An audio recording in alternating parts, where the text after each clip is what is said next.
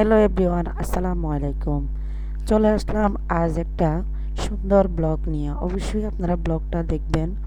আর এখানে দিনমজুর ভাইয়েরা কিসের কাজ করতেছে অবশ্যই আপনারা শুনতে পাবেন। আসলে আমরা দিনমজুর ভাই বোনদেরকে আমরা সবাই সেলুট করার দরকার, তাদেরকে সম্মান করার দরকার, তাদেরকে ভালোবাসা দেওয়ার দরকার। তারা কখনো টাকা চায় না, পয়সা চায় না, তারা একটু সম্মান আর ভালোবাসা চায়।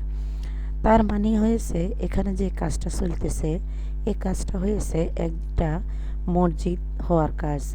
এখানে মসজিদ হচ্ছে আর দিন মজুর ভাইয়েরা সুন্দর করে কাজ করে যাচ্ছে।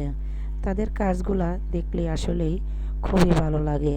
তারা অনেক অনেক পরিশ্রমী, অনেক ক্লান্ত, তারা অনেক যুদ্ধ করে সংসারটা চালায়। হয়তো আপনারা সবাই বলবেন তাদেরকে টাকা দিয়ে কাজ করান। টাকা দিয়ে কিন্তু আমি মনে করব টাকা দিয়ে কিন্তু সব করা যায় না, টাকা দিয়ে সব কিনা যায় না, টাকা থাকতেই পারে। আর দেখেন কিভাবে মানে ভাইয়েরা মাথায় করে ইট বালুগুলা গুলে তারা এই বাঁশের ইয়েতে উঠে যাচ্ছে। যদি আল্লাহ না করুক ছিটকে পড়ে যায় তাহলে কিন্তু তাদের হাত পায়ে ব্যথা পাবে। তারপরও কিন্তু তারা এটা চিন্তা না করে নিজের ফ্যামিলি বউ বাচ্চার কথায় চিন্তা করতেছে।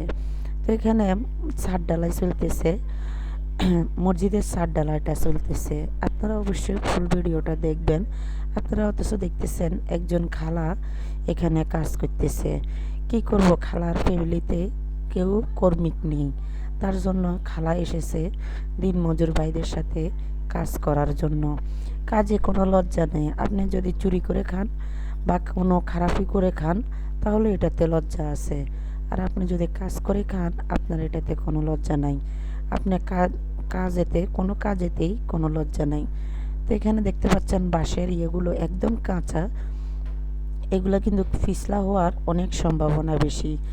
তো দেখেন কত সুন্দর করে মানে এতটা ইয়ে করে আমাদের রডগুলো বাঁধা হয়েছে মসজিদের, এতটা সুন্দর লাগতেছে যে খুবই মজবুতভাবে মসজিদের কাজের জন্য যেটা ছাদ ঢালাই দিবে এটা অনেক ফাউন্ডেশন হবে, ফাউন্ডেশন করে তারপরে তুলতেছে।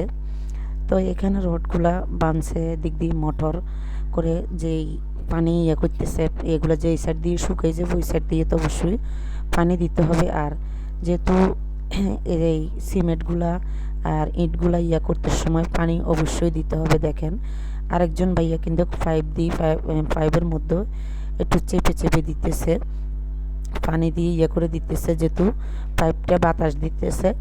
তো এই বাতাসটা দিলে হয়তো যে এই যে সিমেন্টগুলা বা পাথরগুলা আমরা যেই মহিলারা বা পুরুষরা পাথর ইটগুলা ভাঙে ওই ইটগুলা নিচে নেমে যাবে, এগুলা বসে যাবে।